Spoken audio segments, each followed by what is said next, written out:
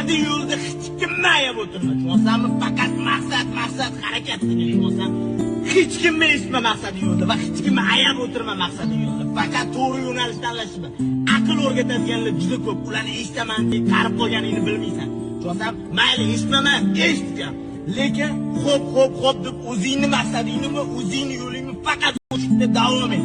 Bo'yin 747 samolyot kabi, raketa kabi maqsading yo'lda harakat qil. Uch, tushunsan? To'xtama.